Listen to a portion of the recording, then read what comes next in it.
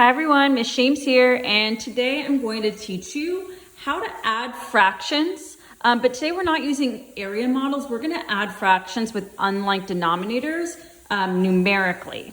So we're going to go back to that strategy of using multiplication or division to find an equivalent fraction, and we're going to use that to help us add fractions. So this was the warm-up problem that you guys solved, and I'm going to go over it because it's going to help us get into today's learning. So Hannah and her friend are training to run a 2-mile race. On Monday, Hannah ran 1/2 of a mile.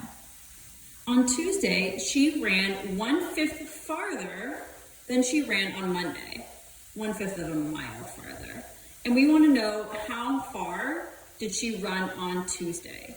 So an equation that will help me solve this and figure out how much she ran on Tuesday is to do 1/2 plus 1/5. And you probably solved this using the area model strategy since we've been doing that a lot. So you probably drew 1/2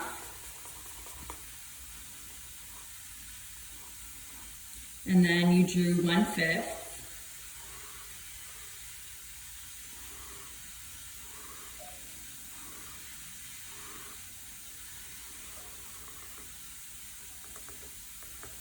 And then you probably took your horizontal lines that you put on the second model and drew them on the first.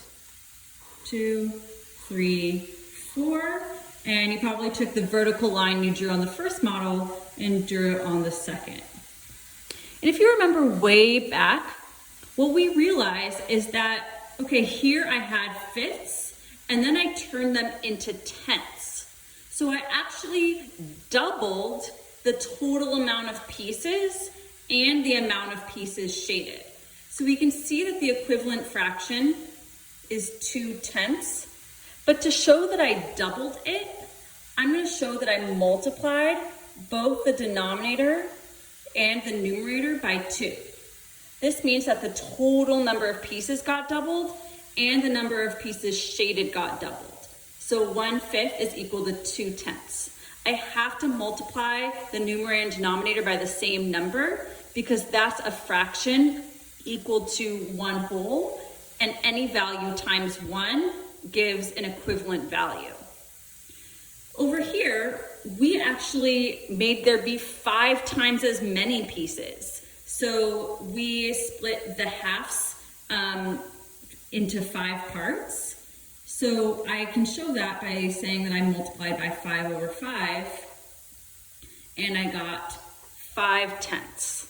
I made there be 5 times as many more pieces in total and 5 times as many more pieces shaded. So now I have 5/10, that's equivalent to 1/2, and 2/10, that's equivalent to 1/5. It's going to be so much easier to add now that I have 2 fractions with a common denominator. So I'm going to rewrite my original equation with my new equivalent fractions with a common denominator. So instead of 1/2, I'm going to write 5/10. And instead of 1/5, I'm going to write 2/10. And now I can really easily add those, and I can see that it's 7/10. So I can say Hannah ran 7/10 of a mile on Tuesday. All right, let's get a little more practice, but now we're not going to use the area model. I just want to do it straight numerically. Let's see how I did that. So I'm going to do 1/2 plus 1/3. So watch as I find a common denominator, but instead of doing it using an area model, I'm going to do it with skip counting. So watch, I'm going to skip count by 2s, and then I'm going to skip count by 3s. And I just want to skip count a few numbers out, and then I'm going to find a common multiple. So watch as I do this. So I'm going to skip count by 2s, 2, 4, 6, 8, 10, 12, 3, 6, 9, 12, 15.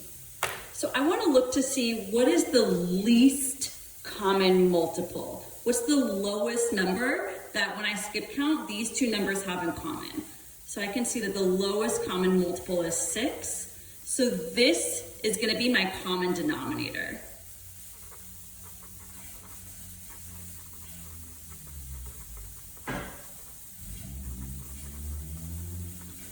And if I had drawn the area model for each of those, I would have first split it by a half and then split it into thirds, and you could see that I would have 6 parts.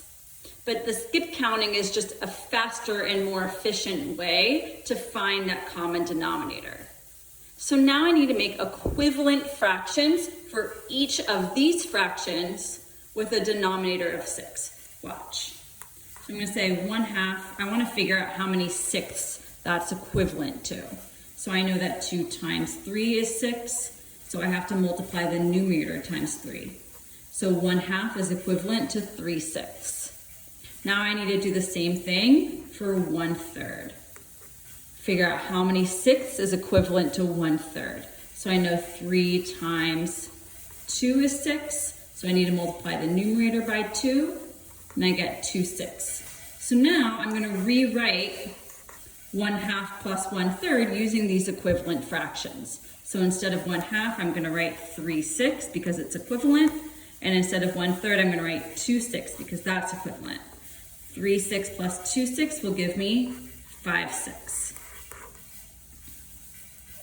I'm going to show you one more example, but this time I'm going to need to rewrite my sum as a mixed number. Watch as I do this. So I want to add 5/9 plus 5/6. So first I'm going to want to skip count to find a common denominator. So 9, 18, 27, 36. Remember, I just skip count a few out.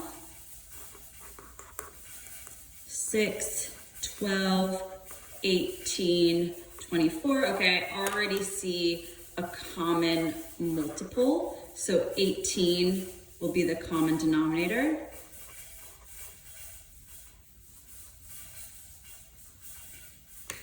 And now I'm going to make equivalent fractions of 5/9 and 5/6 with a denominator of 18. So 5/9, let's figure out how many 18ths that's equal to. 9 times 2 is 18, so I need to multiply the numerator by 2. 5 times 2 is 10, so 5/9 is equivalent to 10/18. With 5/6, let's figure out how many 18ths that's equivalent to. 6 times 3 is 18. 5 times 3 will be 15. So now I'll rewrite the original equation with the equivalent fraction. So instead of 5/9, I'll write 10/18. And instead of 5/6, I'll write 15/18. Because that allows us to add a lot more easily. 10/18 plus 15/18 gives us 25/18. And as you can see, this is a fraction greater than 1. So I'm going to need to rewrite this as a mixed number. Or I should rewrite it as a mixed number. This is technically correct, but we always want to write it in the most sophisticated way. So I know 18 goes into 25 one time. There's a remainder of 7, so it'd be 1 7/18.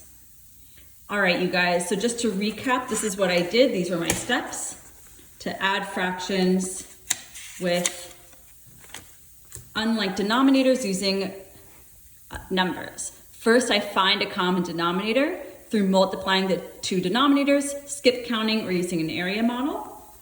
I think skip counting is the best strategy. Find that common denominator. Then make an equivalent fraction for each addend with the new common denominator using multiplication, and then rewrite the original equation with the new equivalent fractions, replacing the two addends.